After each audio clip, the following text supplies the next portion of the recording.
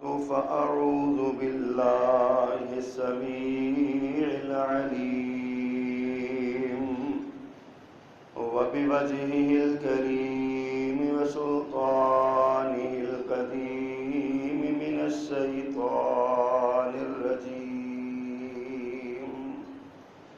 من همزه ونفخه ونفثه بسم الله الرحمن الرحيم الحج أشهر معلومات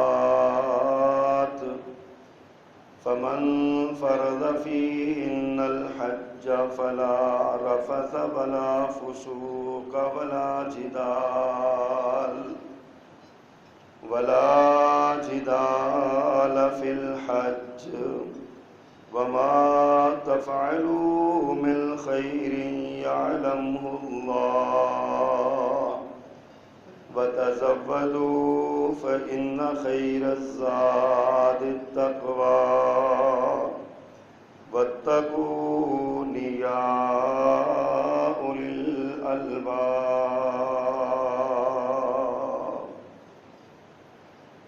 صدق اللہ العظیم۔ ہر قسم کی حمد و ثنا، تعریف و تسبیح، تکبیر و تحلیل، بڑائی، بزرگی اور کبریائی کے سارے کلمات اللہ سبحانہ و تعالیٰ کی ذات والا صفات کے لیے خاص ہیں، اور درود و سلام رسول محتشم، نبی معظم، امام الہدیٰ، رسول خدا جناب محمد رسول اللہ صلی اللہ علیہ وآلہ وصحبہ وسلم کی ذات والا صفات پر مختصر کلمات حمد و صلات کے بعد حضرات محترم، اللہ تعالیٰ نے اسلام کی عمارت کو جن 5 ستونوں پہ کھڑا کیا ہے، ان میں ایک ستون کا نام حج ہے۔ آج کل کے دنوں میں بڑے خوش نصیب لوگ اس حج کی سعادت کے لیے رخت سفر باندھے ہوئے ہیں۔ کچھ اللہ کے گھر میں پہنچ چکے ہیں اور کچھ پہنچنے والے ہیں، جانے والے ہیں۔ اللہ تعالیٰ سے درد دل سے دعا ہے کہ اللہ ہمارے لیے بھی ایسے اسباب پیدا فرمائے کہ ہم بھی حج جیسی سعادت سے باخبر ہو سکیں۔ جس کو اللہ نے ایک بار پہلے حج کی سعادت دی ہے، اسے بار بار لے جائے، اور جو اب تک نہیں جا سکے، اللہ ان کے لیے اسباب اور وسائل آسان فرمائے، مہیا فرمائے۔ حضرات محترم، حج ایک بہت بڑی اور عظیم عبادت ہے، دین اسلام کا بنیادی رکن ہے، تمام عبادات کا مجموعہ ہے، اور تعلق باللہ کی تجدید نو ہے۔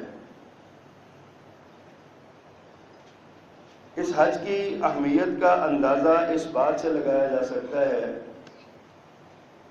کہ ایک تو اللہ تعالیٰ نے اس کو اسلام کا بنیادی رکن قرار دیا۔ نبی کریم صلی اللہ علیہ وسلم نے فرمایا، بنی الاسلام علی 5، اسلام کی بنیاد 4 چیزوں پر ہے۔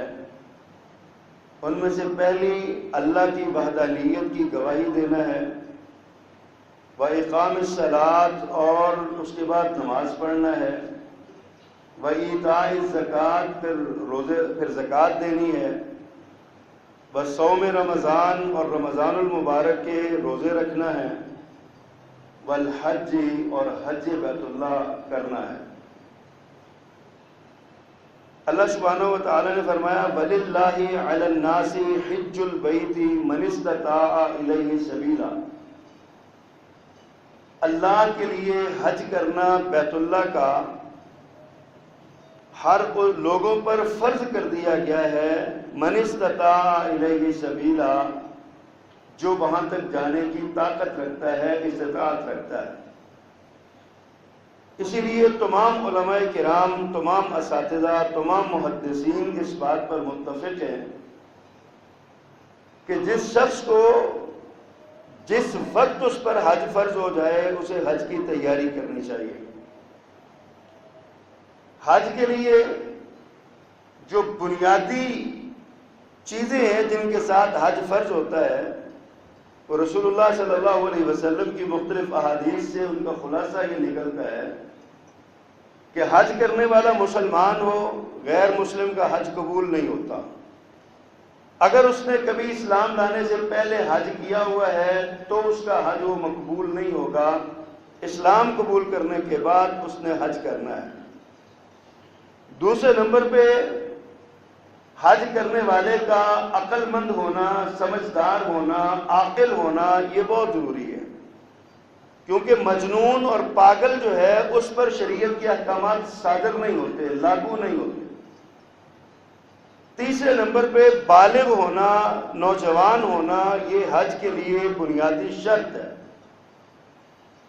اگر ایک بچہ بلوغت سے پہلے اپنے ماں باپ کے ساتھ حج کرتا ہے تو اس کا حج کا فریضہ ادا نہیں ہوتا، اس کے حج کا ثواب اس کے والدین کو مل جاتا ہے، اس کو بھی مل جاتا ہے، لیکن فریضہ حج کی ادائیگی نہیں ہوتی اگر اس نے اپنے بچپن میں حج کیا ہے، بلوغت سے پہلے حج کیا ہے۔ بالغ ہونا یہ حج کے لیے بہت بڑی شرط ہے، لازم شرط ہے۔ پھر اس کے بعد آزاد ہونا، غلام جو ہے وہ حج نہیں کر سکتا، غلام پر حج فرض نہیں ہے۔ آزاد ہونا یہ آزاد پر حج فرض ہے۔ اگر کسی شخص نے غلامی کی حالت میں حج کیا ہے تو اس کا بھی حج قبول نہیں ہوگا، یعنی ثواب اس کو مل جائے گا لیکن فریضے کی ادائیگی جو ہے وہ نہیں ہوگی۔ اور ایک شرط اور ہے صاحب استطاعت ہونا۔ ایک آدمی کے پاس اگر استطاعت ہی نہیں ہے، وہ جا نہیں سکتا، طاقت نہیں ہے، پیسہ نہیں ہے، وہاں پر زیادہ راہ نہیں ہے تو اس پر حج فرض نہیں ہے، لیکن جب اس کے پاس زیادہ راہ آ جائے گا تو اس کو حج جو ہے وہ کرنا ہوگا، کیونکہ اس وقت اس پر حج فرض ہو جاتا ہے۔ اور دو خصوصی احکامات ہیں، ایک عورت کے لیے، عورت بغیر محرم کے حج کا سفر نہیں کر سکتی، جب تک محرم اس کے ساتھ شامل نہیں ہوگا اس پر حج کا فریضہ ساقط ہوگا، اگرچہ وہ صاحب استطاعت ہی کیوں نہ ہو، اگرچہ وہ جا ہی کیوں نہ سکتی ہو۔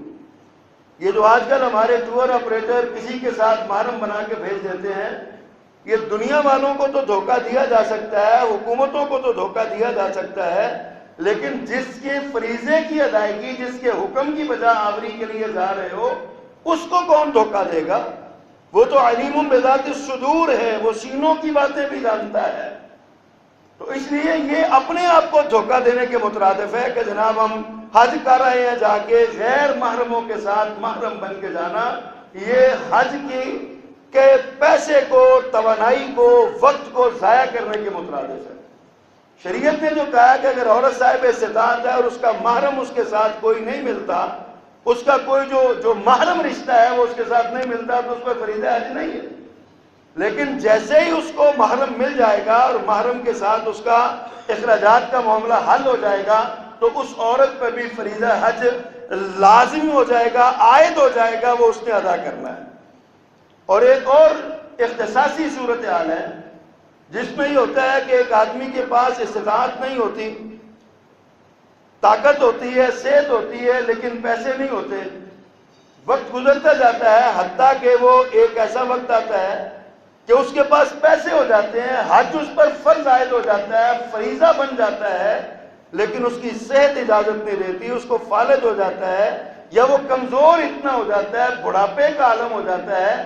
ایسی صورت میں وہ اپنے فریضہ حج کی جگہ پر حج بدل کروائے گا کسی ایسے شخص کو جو اس سے پہلے اپنا حج کر چکا ہے، اب وہ دوبارہ اس آدمی کے پیسے کے ساتھ اس کی نیابت کرتے ہوئے اپنا حج ادا کر کے آئے گا۔ اللہ تعالیٰ اس کا ثواب، اس کے حج کا ثواب اس کو دے گا جو گھر میں بیمار پڑا ہے، جا نہیں سکتا۔ ایک خاتون نے رسول اللہ صلی اللہ علیہ وسلم سے پوچھا تھا کہ اللہ کے پیغمبر، میرا باپ اس نے حج اس پر فرض ہے، لیکن وہ میری ماں پر حج فرض ہے، لیکن وہ کمزور اتنی ہے، بیمار اتنی ہے، وہ حج ادا نہیں کر سکتی۔ تو اللہ کے رسول صلی اللہ علیہ وسلم نے فرمایا کہ تو اپنی ماں کی طرف سے حج ادا کر کے آ۔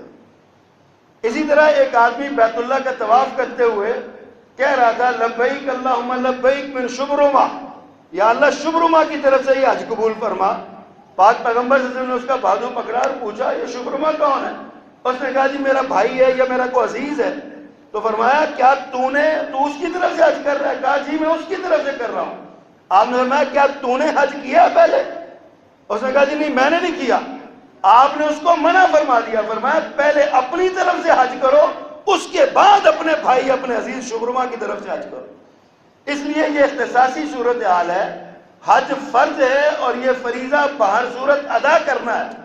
اگر ادا نہیں کرنا تو حضرت عمر رضی اللہ تعالیٰ عنہ تو فرماتے ہیں میرا دل چاہتا ہے کہ میں اپنے ملکوں کے اپنے صوبوں کے گورنروں سے یہ کہوں کہ جو لوگ صاحب استطاعت ہونے کے باوجود حج نہیں کرتے، طاقت ان کے پاس ہے، بالغ بھی ہیں، عاقل بھی ہیں، آزاد بھی ہیں، استطاعت بھی ہے، سارا مسلمان بھی کہلواتے ہیں، وہ حج نہیں کرتے، فرمایا میرا جی چاہتا ہے کہ میں ان پر جزیہ عائد کر دوں کیونکہ وہ مسلمان نہیں رہے۔ حضرت عمر رضی اللہ تعالیٰ عنہ کا یہ فتویٰ ہے۔ آج ہمارے یہاں معاشرے کے اندر بڑی عجیب رواج بنے ہوئے ہیں، ایک شخص صاحب استطاعت ہوتا ہے، وہ کہتا ہے جی میں حج پہ نہیں جاؤں گا، پہلے میں اپنے ماں باپ کو بھیجوں گا۔ بھائی آپ کے ماں باپ کو تو فرض ہی نہیں ہوا حج، وہ کیسے جائیں گے؟ آپ نے اپنی کمائی کی ہے، اپنی محنت کی ہے، آپ کے پاس پیسے آ گئے ہیں، آپ پہ حج فرض ہوا ہے، آپ اپنی جگہ پہ اپنے والدین کو کیسے بھیج سکتے ہیں؟ اور والدین بھی بعض ایسے ان کے اندر طبیعت میں ضدی مزاج ہوتا ہے، وہ بھی انہوں نے بھی شریعت اپنی پاس سے گھڑی ہوئی ہے، بنائی ہوئی ہے، وہ بھی کہتے ہیں جناب شریعت جو ہے یہ حج پہلے ہم کریں گے پھر آپ جا کے کر کے آنا۔ یہ اس کا کوئی ایسا ثبوت نہیں ہے۔ کچھ لوگ ایسے ہیں جن سے کوئی حج کے نہیں جاتے، جی میں نے بھی بیٹی کی شادی کرنی ہے۔ بھائی بیٹی کی شادی اور حج کا کیا معاملہ ہے؟ آپ سے کون کہتا ہے کہ بیٹی کی شادی پہ لاکھوں روپیہ خرچ کرو؟ حج فریضہ ہے، فرض عائد ہوتا ہے۔ اگر آپ حج نہیں کریں گے اور استطاعت کے باوجود حج نہیں کریں گے تو پاک پیغمبر صلی اللہ علیہ وسلم نے اس پر بہت زبردست زجر اور توبیخ فرمائی ہے، ڈانٹا ہے آپ نے۔ فرمایا پھر جو بندہ استطاعت کے بعد باوجود حج نہیں کرتا، چاہے یہودیوں کے مر جائے، عیسائیوں کے مر جائے، اللہ کو کیا پرواہ ہے اس کی۔ اس لیے یہ سوچنا میں نے بیٹی کی شادی کرنی ہے، میں نے بھی مکان بنانا ہے، میں نے بھی فلاں کام کرنا ہے، فلاں کام کرنا ہے، یہ سارے کے سارے بہانے ہیں۔ اگر آپ کے پاس آپ مسلمان ہیں، عاقل ہیں، بالغ ہیں، آزاد ہیں اور صاحب استطاعت ہیں، یہ 5 شرطیں آپ کی پوری ہیں تو آپ پر حج فرض ہو گیا اور آپ کو اسی سال حج کرنا ہوگا۔ اگر نہیں کریں گے تو اللہ کے رسول فرماتے ہیں چاہے یہودی ہو کے مرو چاہے عیسائی ہو کے۔ زندگی کا کیا پتہ کب ختم ہوتا ہے؟ پاک پیغمبر صلی اللہ علیہ وسلم کا ایک فرمان بھی آپ نے فرمایا جس کو اللہ صاحب استطاعت کر دے اسے اسی سال حج کرنا چاہیے۔ کیا پتا کہ اگلے سال اس کے پاس پیسے ہوں کہ نہ ہو، اگلے سال صحت ہو کہ نہ ہو، اگلے سال وہ زندہ رہے کہ نہ رہے، فوراً حج کے لیے نکلنا چاہیے۔ یہ از حد ضروری اور لازمی ہے فریضہ حج کی ادائیگی، فریضہ عائد ہونے کے بعد، فرض ہو جانے کے بعد۔ اب جو لوگ یہ حج کرتے ہیں ان کے لیے اللہ اکبر، نبی کریم صلی اللہ علیہ وسلم نے فرمایا کہ حج جو بندہ حج کرے نا صحیح، من حج للہ فلم یرفث ولم یفسق، فرمایا جو بندہ حج کرے اللہ کے لیے، لوگوں کو دکھانے کے لیے نہیں، حاجی کہلانے کے لیے نہیں، اپنے معاشرے میں عزت اور وقار کے لیے نہیں، صرف اور صرف اللہ کے لیے حج کرے، اللہ کی رضا کو، اللہ کو راضی کرنے کے لیے حج کرے، فلم یرفث ولم یفسق، فرمایا اس میں 2 کام کرے، ایک تو وہ کسی قسم کے فسق و فجور میں مبتلا نہ ہو، نافرمانی نہ کرے، فسق و فجور میں مبتلا نہ ہو، حتیٰ کہ احرام باندھنے کے بعد جو اس کی جائز جنسی خواہشات ہیں اپنی بیوی کے ساتھ وہ بھی پورا نہ کرے۔ تو فرمایا جب ایسا حج کر لے گا لم یرفث ولم یفسق، رفث اور فسق نہیں کرے گا، تو فرمایا وہ حج کے بعد جب آئے گا تو ایسے ہوگا جیسے اس کی ماں نے آج ہی اس کو جنم دیا، سارے گناہوں سے پاک، تمام قسم کے گناہوں سے پاک۔ دوسری حدیث میں آتا ہے نبی کریم صلی اللہ علیہ وسلم ارشاد فرماتے ہیں کہ حج مبرور کا بدلہ جنت کے سوا کچھ نہیں ہے۔ جو بندہ مقبول حج کرتا ہے اس کو جنت کا ثواب ملتا ہے، حج سے گناہ معاف ہو جاتے ہیں، اور پھر آپ نے یہ بھی فرمایا بعض اوقات ایسا ہوتا ہے نا بندہ بوڑھا ہو گیا نہیں جا سکا اور وہ نہیں معاملہ سارا، فرمایا ایسے لوگوں کا جہاد جو ہے یہ حج مبرور ہے. یعنی بوڑھے لوگ حج کریں جہاد پہ نہ جائیں، عورتیں حج کریں جہاد پہ نہ جائیں، ان کا جہاد حج کرنا ہے، یہ حج کر کے ہیں یہی ان کا جہاد ہے. اتنی بڑی فضیلت اور اتنی بڑی اہمیت. اور ایک حدیث میں آتا ہے کہ یہ جتنے اللہ کے حجاج ہوتے ہیں نا، اللہ کے گھر جانے والے، فرمایا یہ سارے وفد اللہ کے مہمان ہوتے ہیں. حاجی کی اتنی بڑی عظمت ہے، اتنی شان ہے کہ وہ حج کے دنوں میں وفد اللہ کا مہمان ہوتا ہے اور اللہ اس کا میزبان ہوتا ہے. اتنی بڑی فضیلت اور اتنی بڑی اہمیت ہے حج کی. حضرات محترم، حج اتنی فضیلت والا عمل، اتنی شان والا عمل، اتنی عظمت والا عمل اور اس قدر اللہ کے قریب کرنے والا یہ عمل ہے. اس کے مقاصد کیا ہے؟ آخر یہ لاکھوں لوگوں کو کیوں حکم دیا گیا کہ تم ہر سال وہاں پہ جاؤ؟ ابھی تو اس بات پہ اللہ کا شکر ادا کرنا چاہیے کہ ہر بندے پہ ہر سال حج فرض نہیں ہوا، ورنہ جب نبی کریم صلی اللہ علیہ وسلم نے ارشاد فرمایا تھا نا لوگوں تم پر حج فرض کر دیا گیا، تو ایک صحابی نے پوچھا کیا ہر سال؟ آپ خاموش رہے. پھر اس نے پوچھا کیا ہر سال؟ آپ پھر خاموش رہے. اس نے تیسری بار پھر سوال کیا کیا ہر سال حج فرض ہے؟ آپ نے فرمایا نہیں، زندگی میں ایک بار. اور بعد میں نا آپ نے اس کو ڈانٹا، فرمایا کہ اگر میں تمہیں یہ کہہ دیتا کہ ہر سال فرض ہے تو تمہیں مصیبت پڑ جانی تھی.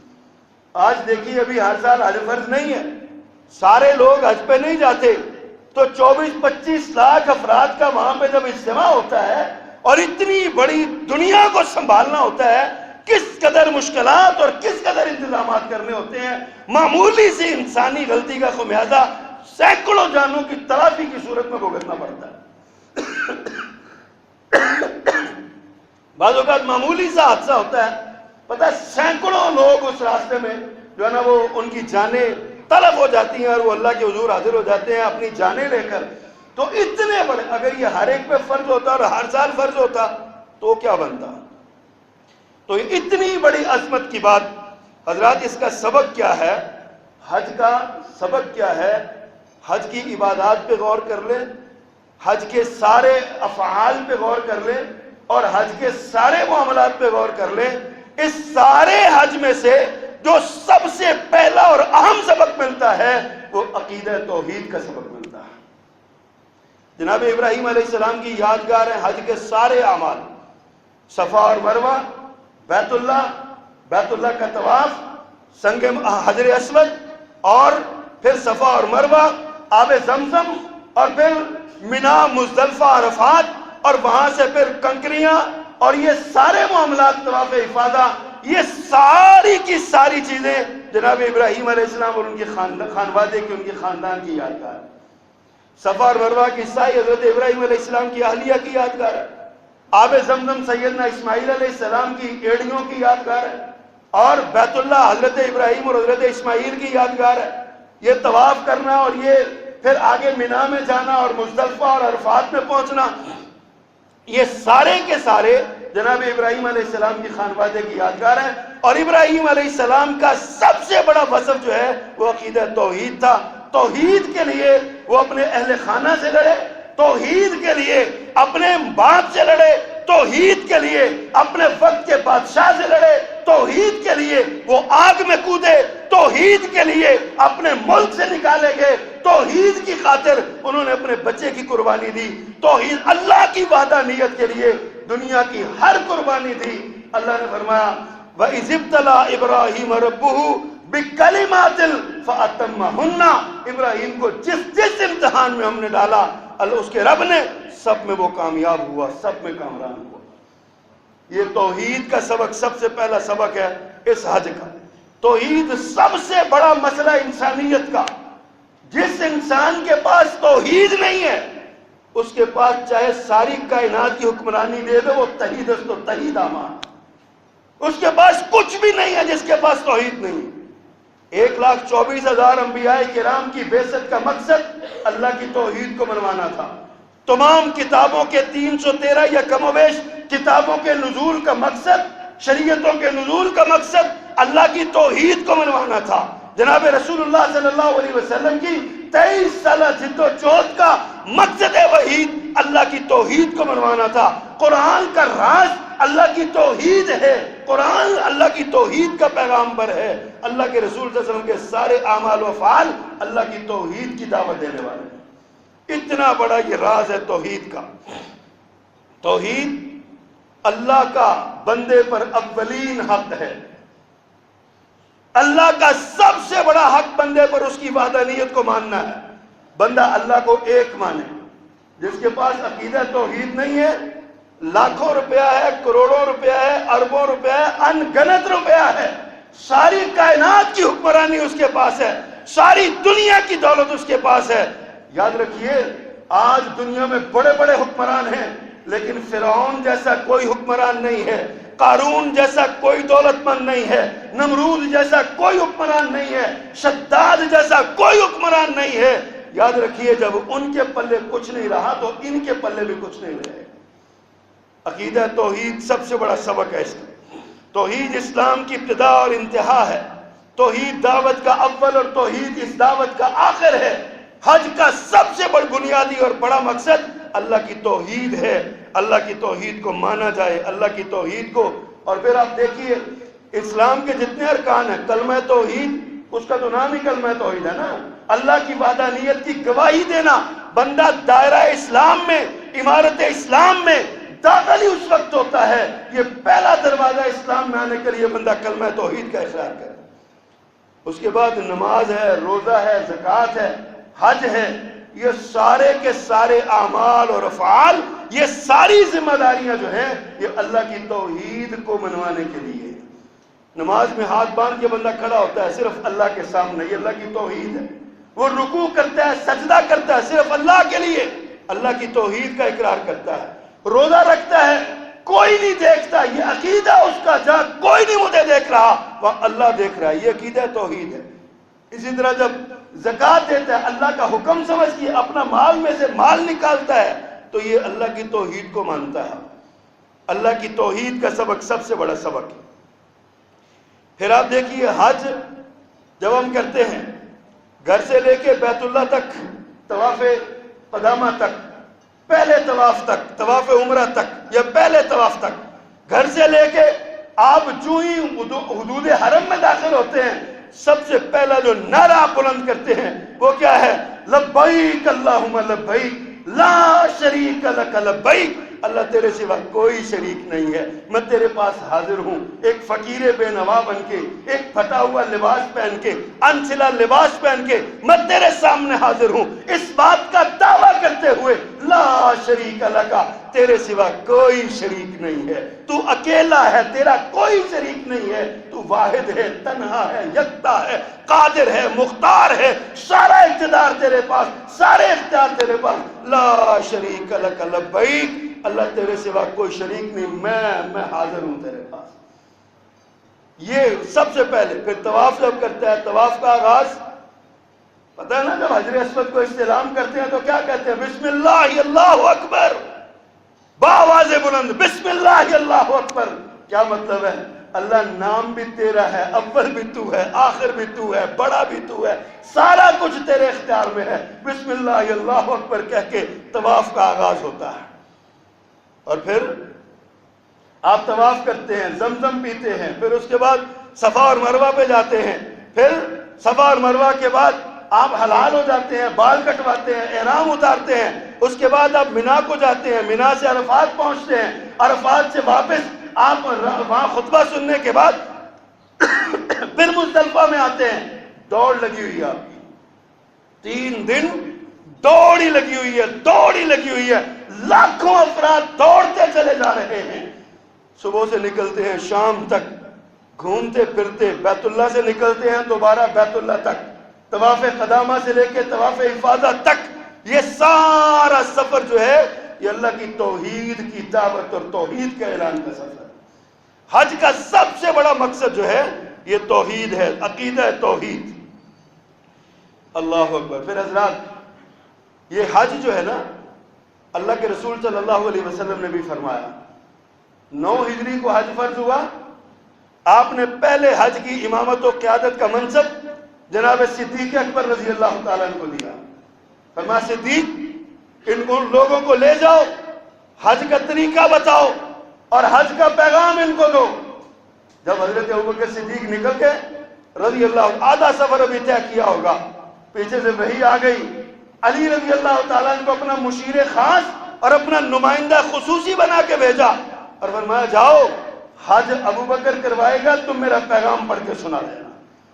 جناب صدیق اکبر نے حج پڑھایا، جناب علی نے اللہ کے رسول کا پیغام پہنچایا، اور پھر آپ جب واپس آ گئے، بہت طویل بات ہے میں اختصار کر رہا ہوں، اگلے سال آپ نے خود اعلان فرمایا. 8 ہجری کو مکہ فتح ہوا، 9 ہجری میں جناب ابوبکر صدیق نے حج کروایا، 10 ہجری کو میرے پیغمبر صلی اللہ علیہ وسلم اپنے ساتھ لوگوں کو لے کے نکلے. آپ نے بستیوں میں، گلیوں میں، گلیوں میں، آپ نے کوچوں میں، بازاروں میں، چوکوں میں، چوراہوں میں، مدینہ میں، گرد و نواح میں، سارے محلوں میں اعلان کروایا کہ محمد الرسول اللہ صلی اللہ علیہ وسلم حج کی سعادت کے لیے جا رہے ہیں. جو جانا چاہتا ہے ساتھ ہو جائے، جانا چاہتا ہے ساتھ آ جائے. میرے پیغمبر پھر لے کے نکلے. کتنے لوگ تھے؟ 1,24,000 یا دوسری روایت کے مطابق 1,44,000 افراد کو لے کے آپ نکلے. لوگ اپنی بستیوں سے نکل کے آئے، لوگ اپنی بستیوں سے امڑتے ہوئے آئے. آپ نے سب اکٹھے ہوئے اور آپ نے وہاں پہ نا 2 خطبے ارشاد فرمائے. آج کے دور میں ہمارے جتنے مسائل ہیں، کعبہ کے رب کی قسم اٹھا کے کہتا ہوں، میں نے ان پہ جتنا غور کیا ہے، میں نے جتنا ان کو سمجھا ہے، مجھے یہی بات نظر آئی ہے، خطبہ حجت الوداع کے چارٹر پر عمل کر لیں، سارے مسئلے حل ہو جائیں. انسانی حقوق کے تمام مسائل، انسانی سماج کے تمام مسائل، انسانی معاشرے کے تمام مسائل، انسان کی نجی زندگی، قومی زندگی، اس کی گھریلو زندگی، اس کی ازدواجی زندگی، سب کچھ میں یہ جو حجت الوداع کا چارٹر ہے نا، جو خطبات ہیں آپ کے، ان خطبات کے اندر سارے قوانین موجود ہیں. ہم نے حج کو کیا سمجھا؟ ایک رسم، ایک رواج، 4 پیسے پاس آگے، چلو جی ہم حج کرنے جا رہے ہیں. کبھی سوچا کریں، غور کیا کریں، میرے پیغمبر صلی اللہ علیہ وسلم نے جب حج کیا تھا اس وقت کیا حالات تھے؟ گرمی کی شدت، اور پھر عرب کی گرمی، اور 1400 سال پہلے کی گرمی. آج تو ساری سہولتیں موجود ہیں. آج تو جن خیموں میں جا کے عرفات میں رہتے ہو، مینا میں رہتے ہو، ان خیموں میں بھی AC لگے ہوئے ہیں. آج تو ساری سہولتیں، VIP حج ہوتا ہے، ساری سہولتیں موجود ہیں. کوئی رکا، گاڑی ہے تو وہ AC والی، خیمہ ہے تو وہ AC والا، اور آپ جس ہوٹل میں ٹھہرتے ہیں تو وہاں بھی ایئر کنڈیشن. گرمی کا تو پتہ نہیں چلتا. اور مسجد الحرام میں تو اللہ تعالیٰ ان حکمرانوں کو ڈھیروں جزائے خیر دے جنہوں نے حاجیوں کی وہ خدمت کی ہے کہ تاریخ انسانی میں ایسی خدمت نہیں کی جیسی انہوں نے خدمت کر دی. سہولتیں ہی سہولتیں. لیکن 1400 سال پہلے کیا تھا؟ 1400 سال پہلے کیا تھا؟ جب میرے پیغمبر مدینہ منورہ سے نکلے تھے، ذوالحلیفہ پہ آئے، احرام باندھا. آج تو ذوالحلیفہ سے مکہ میں آئے تو 4.5 گھنٹے لگتے ہیں نا، زیادہ سے زیادہ. بڑی موج سے بندہ ہے، 4.5 پونے 5 گھنٹے میں ذوالحلیفہ سے مدینہ پہنچ جاتا ہے. اور احرام باندھا ہوا، پھر بھی گرمی ہو نا، تو احرام باندھا ہوا پسینہ آتا ہے تو اس کی بو آنے لگ جاتی ہے. آپ کبھی غور کریں، جب میرے پیغمبر نے ذوالحلیفہ سے احرام باندھا تھا اور 7 دن یا کم و بیش آپ مسلسل سفر کرتے 7 راتیں گزارنے کے بعد 8ویں دن آپ بیت اللہ کے قریب پہنچتے تھے، مقام ذی طوا میں پہنچتے تھے. اس وقت آپ کا کیا عالم ہوگا گرمی کے ساتھ، جب ایئر کنڈیشن سواریاں بھی نہیں تھیں. آپ کسی اونٹنی پہ سوار تھے یا کبھی اپنے خچر پہ سوار ہوتے، اونٹنی پہ چلتے آپ آئے تھے، آپ مکہ مکرمہ میں پہنچتے ہیں. اس وقت کیا عالم ہوگا. اور پھر ایک فاتح کی حیثیت میں، اگرچہ مکہ 2 سال پہلے ہی فتح ہو چکا تھا، لیکن اصل روب تو اب آیا تھا نا، جب 1,44,000 یا 1,24,000 یا کم و بیش لوگ آپ کے ہم رکاب اور ہمراہ تھے.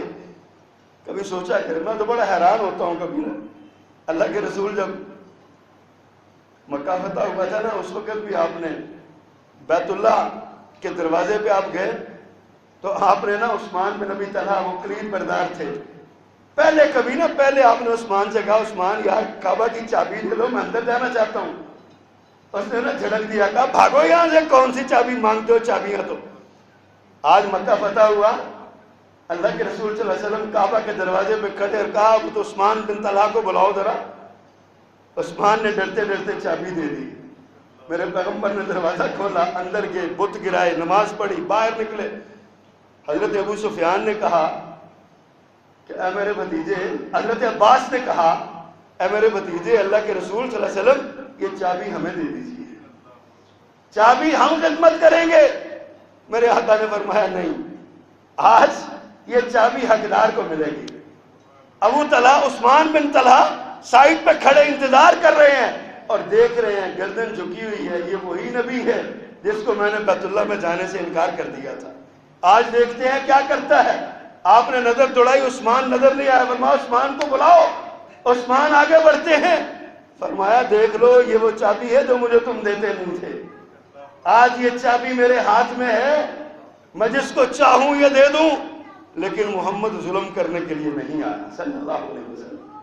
یہ چابی میں تمہیں واپس لوٹاتا ہوں اور ساتھ تمہیں ایک اعزاز دیتا ہوں. اعزازی شیلڈ ہوتی ہے نا. میرے پیغمبر نے اپنے پاک زبان، پاک الفاظ سے جناب عثمان بن ابی طلحہ کو ایک اعزازی شیلڈ دی. فرمایا عثمان یہ چابی رکھ لو، قیامت قائم ہو جائے گی، یہ چابی تمہارے خاندان میں رہے گی، تم سے کوئی نہیں چھینے گا، جو چھینے گا وہ سب سے بڑا ظالم ہوگا. آج بھی عثمان بن ابی طلحہ کے خاندان میں وہ چابی آ رہی. حضرات اللہ کے رسول صلی اللہ علیہ وسلم نے بھی حج کیا تھا. آپ نے جو خطبہ ارشاد فرمایا وہ خطبہ تعمیر انسانیت کا چارٹر ہے. اس خطبے میں ایک نیا انسان اللہ کے رسول صلی اللہ علیہ وسلم نے کھڑا کیا. اگر میں سارا خطبہ بیان کروں تو میرا خیال ہے کہ 8-10 خطبے اس پہ لگ جائیں گے، جمعے لگ جائیں گے، جتنا وقت ہوتا ہے. چند ایک نکات اس کے میں بیان کرنا چاہتا ہوں تاکہ ہمیں پتہ چلے اللہ کے رسول صلی اللہ علیہ وسلم نے ہمیں حج کے خطبے میں دیا کیا ہے، اور جب ہم حج کے لیے جاتے ہیں تو ہمیں وہاں جا کے کیا کرنا چاہیے، اس زندگی میں ہمارے لیے ہمیں کیا کرنا چاہیے، یہ سوچنا چاہیے. اللہ کے رسول صلی اللہ علیہ وسلم نے سب سے پہلے اللہ کی توحید کا دعوت دی. فرمایا اللہ کو ایک مانو، یہ حج کا پیغام ہے. پھر آپ نے بحیثیت رسول اللہ اپنی اتباع کا حکم دیا. جو میں نے تمہیں کام کہا، جو کیا اس کو، جو میں نے کیا، جو کہا، جو میں نے کروایا اس پر عمل کرو. اور اس کے ساتھ آپ نے اللہ اکبر، آپ نے اپنے صحابہ سے پوچھا میرے ساتھیوں، زندگی کا 23 برس کا عرصہ میں نے تمہارے درمیان گزارا ہے. آپ نے خطبے کا آغاز ان الفاظ سے کیا تھا، کلیجے چیر لیا آپ نے. اور میں لوگوں مجھ سے حج کے طریقے سیکھ لو. پتہ نہیں، مجھے نہیں پتا کہ دوبارہ میں اگلے سال تمہیں یہاں ملوں گا کہ نہیں ملوں. صحابہ کرام کے کلیجے چھلنی ہو گئے یہ بات سن کے. سمجھ آ رہی تھی کہ اللہ کے رسول کیا کہہ رہے ہیں، کیا ارشاد فرما رہے ہیں. اللہ اکبر. آپ نے ارشاد فرمایا، جب آپ نے اپنا لوگوں کو متوجہ پایا نا تو آپ نے فرمایا مجھے یہ بتاؤ، میں نے 23 سال تمہیں جو سبق پڑھایا، 23 برس میں نے تم پہ جو محنت کی ہے، مجھے بتاؤ کوئی کمی تو نہیں رہ گئی؟ کوئی کمی تو نہیں رہ گئی؟ کیا میں نے تمہیں اللہ کا دین پہنچانے کا حق ادا کیا کہ نہیں کیا؟ صحابہ کرام یک زبان بولے اللہ کے رسول ہم گواہی دیتے ہیں آپ نے حق ادا کر دیا، آپ نے ہمیں دین پہنچا دیا. کوئی ایک دین کا جز بھی ہمارے لیے آپ نے نہیں چھوڑا.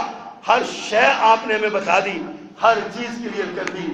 میرے پیغمبر کی انگلی آسمان کی طرف اٹھی، نگاہ بھی اٹھی، آسمان کو دیکھا اور کہا اللہم اشہد، اللہم اشہد، اللہم اشہد. کہ میرے مالک گواہ ہو جا، یہ میرے صحابی تیری مخلوق یہ کہتی ہے کہ میں نے تیرا حق ادا کر دیا، تیرا حق ادا کر دیا. اللہ گواہ ہو جا. اللہ کو گواہ بنایا. اور حضرات پھر اس کے بعد آپ نے کیا ارشاد فرمایا؟ بنیادی انسانی حقوق کا تذکرہ آپ نے کیا. خلاصہ بیان کر رہا ہوں میں. آپ نے انسان کے بنیادی حقوق کا تذکرہ کیا. آج تعمیر انسانیت کے لیے بڑی NGOs بنی ہوئی ہیں، انسانی حقوق کی حفاظت کے بڑے بڑے دعوے دار اٹھے ہوئے ہیں، بڑے بڑے ادارے بنے ہوئے ہیں. ہم انسانی حقوق کے محافظ ہیں.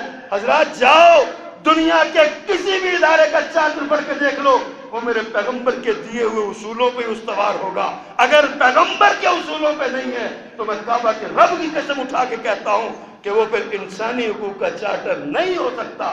میرے پیغمبر نے جو تعلیم دی اس سے بندہ باہر نکل ہی نہیں سکتا. آپ نے کیا ارشاد فرمایا؟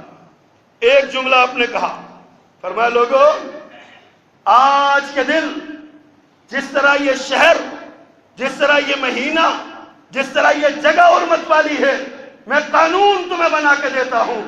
آج کے بعد تمہاری جان، تمہارا مال، تمہاری عصمت بھی تم پر ویسے ہی حرام ہے جیسے یہ شہر اور یہ مہینہ اور یہ جناب جگہ حرام ہے، حرمت والی ہے. اس طرح تمہاری عزت بھی حرمت والی، تمہاری زندگی اور جان بھی حرمت والی. کوئی کسی کو قتل نہیں کر سکتا، کوئی کسی کی عصمت اور عزت کو لوٹ نہیں سکتا. قرآن نے اس کی وضاحت اس طرح کی.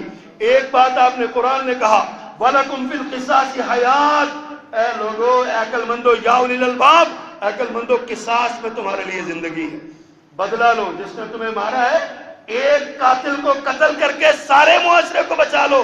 اور میرے پیغمبر نے فرمایا تھا تمہاری جان تم پہ حرام ہے، خون تم پہ حرام ہے، تم کسی کا خون نہیں بہا سکتے. اللہ اکبر. تمہارے مال کی حفاظت، فرمایا ایک دوسرے کا مال تم پہ حرام ہے. اللہ کے رسول سے قرآن میں اللہ نے فرمایا وَالسَّارِقُ وَالسَّارِقَةُ فَاقْطَعُوا أَيْدِيَهُمَا، چور مرد ہو یا چور عورت ہو، جس نے چوری کی، چوری کا جرم ثابت ہو جائے ہاتھ کاٹ ڈالو اس کا.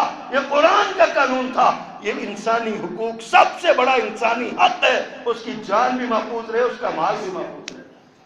اور تیسری بات آپ نے جو ارشاد فرمائی، اللہ اکبر، فرمایا کہ انسانی عزت کا تحفظ ہونا چاہیے، عزت کا تحفظ ہونا چاہیے.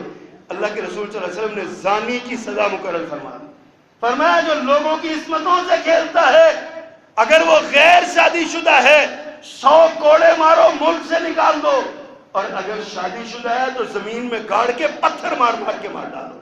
اس کو حق کیا، اس کے پاس حلال ذریعہ موجود ہے خواہش کے پورا کرنے کا. پھر وہ جب ناجائز یہ ذریعہ اختیار کرے گا تو معاشرے میں ایسے گندے زخم کو رہنے کا کوئی حق نہیں ہے. اس کو نشتر لگاؤ، رجم کر دو، سنسار کر دو، آدھا زمین میں گاڑ کے پتھر مار مار کے مار ڈالو، اسے پتا چلے، معاشرے کے باقی لوگوں کے لیے عبرت ہو جائے. یہ حج کا پیغام ہے حضرات. پھر آپ نے ارشاد فرمایا لوگوں انسان کو عزت دو، نہ اسے جسمانی تکلیف پہنچاؤ، نہ اسے روحانی تکلیف پہنچاؤ. اور مرنے کے بعد بھی انسان کی تکریم میرے پیغمبر نے سکھائی ہے. غسل بھی دو، کفن بھی دو، کندھوں پہ بھی اٹھاؤ، اور باعزت دعاؤں کے سائے میں اس کو رخصت کر دو، دعاؤں کے سائے میں رخصت کر دو. قبر میں دفنا کر بھی اس کو نہ چھوڑو، فرمایا قبر پہ کھڑے ہو کے اس کے لیے دعا مانگو. اور جو دعا مانگنے والوں کے لیے کتنا بڑا اجر بتایا، فرمایا جنازے میں شریک ہو گئے ایک اور پہاڑ کے وزن کے برابر نیکیاں ملیں گی. اور اگر قبر پہ بھی جاؤ گے تدفین کے بعد دعا میں شریک ہو گئے تو فرمایا 2 اور پہاڑوں کے برابر نیکیاں ملیں گی. یہ انسان کی تقریم کس نے سکھائی؟ تم تو مرنے کے بعد ایک دعوے دار جلا دیتا ہے، دوسرا مرنے کے بعد کہیں اور پھینک آتا ہے. کبھی پارسیوں کو دیکھا کرو، ان کا جب بندہ مر جاتا ہے نا تو وہ کسی جنگل میں کھلی جگہ پہ اس کی لاش پھینک دیتے ہیں تاکہ پرندے آ کے کھا لے. پرندے اس کی بوٹیاں نوچتے ہیں اس کی، اور وہ لوگ دیکھتے ہیں وہاں پہ کھڑے ہو کے تماشا. اللہ اکبر. حضرات پھر آپ نے ارشاد فرمایا، یہ انسان کی تکریم اور عزت کا سبق دیا آپ نے. پھر آپ نے ارشاد فرمایا لوگوں میں جاہلیت کی رسمیں اپنے پاؤں تلے رونگتا ہوں، اور میں یہ جو جاہلیت کے خون کے دعوے ہیں نا، میں سب سے پہلے اپنے خاندان سے آغاز کرتا ہوں. میرے پیغمبر کے کزن تھے حضرت عامر بن ربیعہ، فرمایا سب سے پہلے میں اپنے کزن کا خون معاف کرتا ہوں. فرمایا لوگوں میں تمہارے مالوں کی حفاظت کے لیے سود کو تم پہ حرام کرتا ہوں، تو سب سے پہلے میں اپنے چچا کا سود چھوڑنے کا اعلان کرتا ہوں. آپ نے اپنے گھر سے آغاز کیا. یہ ریاست مدینہ کا حکمران تھا، ریاست مدینہ کا حکمران جس نے اپنے گھر سے آغاز کیا. سب سے پہلے اپنا خون، اپنے کزن کا خون معاف کیا، اپنے چچا کا سود معاف کیا، لوگوں کی جان کی بھی حفاظت کی، لوگوں کے مال کی بھی حفاظت کی. یہ اللہ کے رسول صلی اللہ علیہ وسلم کی تعلیم تھی. پھر آپ نے فرمایا میں خاندانی تعصب جو ہے اس کو ختم کرتا ہوں. لوگوں سنو، تمہارا رب بھی ایک ہے، تمہارا باپ بھی ایک ہے. اللہ نے کسی کو کسی پر فضیلت نہیں دی. سارے آدم کے بیٹے ہو، رنگ گورا ہے تب بھی، رنگ کالا ہے تب بھی، دولت مند ہو تب بھی، غیر دولت مند ہو تب بھی، عربی ہو تب بھی، اجمی ہو تب بھی، سب آدم کی اولاد ہو. اگر کسی کو فضیلت ہے تو صرف اور صرف تقوی، نیکی، خشیت، للہیت کی بنیاد پر فضیلت ہے. اس کے علاوہ کسی کو کوئی فضیلت نہیں ہے. یہ میرے پیغمبر کی یہ حج کا سبق ہے حضرات. ہم حج کے لیے جاتے ہیں، تعمیر انسانیت کا چارٹر ہے یہ. تعمیر انسانیت حج کے ذریعے ہوتی ہے. وہاں پہ جا کے دیکھو تو دیکھ کیا پیغام ملتا ہے.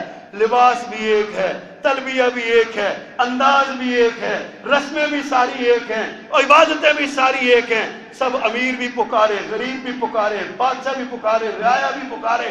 لباس چٹا ہے، سلا ہوا نہیں ہے، 2 کپڑے ہیں، اور پکارتے سر پہ کوئی چیز نہیں ہے، پاؤں پہ کوئی چیز نہیں ہے، کوئی چیز نہیں ہے، اور پکارتے کیا؟ لبیک اللہم لبیک. امیر و غریب کا ترانہ یہی ہے. یہ حج ہے جو انسان کو متحد کرتا ہے. یہ حج ہے جو انسانیت کو وحدت کا پیغام دیتا ہے. یہ حج ہے جو اخوت کا پیغام دیتا ہے. جو حج ہے جو رنگ و نسل کی تمیز ختم کرتا ہے. یہ حج ہے جو آپ کی عزت، عظمت، وقار، شان، مقام اور مرتبہ بڑھاتا ہے. یہ حج ہے حضرات. حج کو حج سمجھ کے کرو. حج کو رسم نہ بناؤ، حج کو رواج نہ بناؤ، حاجی نہ کہلواؤ. صرف حاجی کے لیے کہلوانے کے لیے اتنی مشقت نہ کرو. حج کرنا ہے تو حج کو حج سمجھ کے کرو، جیسے میرے پیغمبر صلی اللہ علیہ وسلم نے کیا. اللہ سبحانہ و بڑی باتیں ہیں، بڑے نکات میرے سامنے پڑے ہوئے ہیں، ذہن میں بھی اللہ نے بڑا کچھ رکھا ہوا ہے، لیکن وقت کی قلت ہے، وقت بہت زیادہ ہو چکا. اسی بات پہ اکتفا کرتے ہوئے، صرف یہ پیغام دیتے ہوئے اس بات پہ اکتفا کرتا ہوں. لوگوں، حج انسانیت کے لیے اخوت، محبت، بھائی چارے، پیار کا درس ہے. پوری انسانیت کو اتحاد کا پیغام دیتا ہے. عالم اسلام کو یکجا ہونے کا پیغام دیتا ہے. عالم اسلام کے وسائل کے تحفظ کا پیغام دیتا ہے. عالم اسلام کی صلاحیتوں کے، نوجوانوں کی صلاحیتوں کے تحفظ کا پیغام دیتا ہے. ہمیں ملنا چاہیے، آپس میں ملنا چاہیے. حج دلوں کو ملاتا ہے. ہم نہیں ملیں گے تو حج کا کوئی فائدہ نہیں ہوگا. اللہ سبحانہ و تعالی ہمیں حج کے مقاصد کو، حج کے ثمرات کو، حج کے فوائد کو سمجھنے اور سمیٹنے کی اللہ توفیق عطا فرمائے. اقول قولی ھذا واستغفر اللہ لی ولکم ولسائر المسلمین.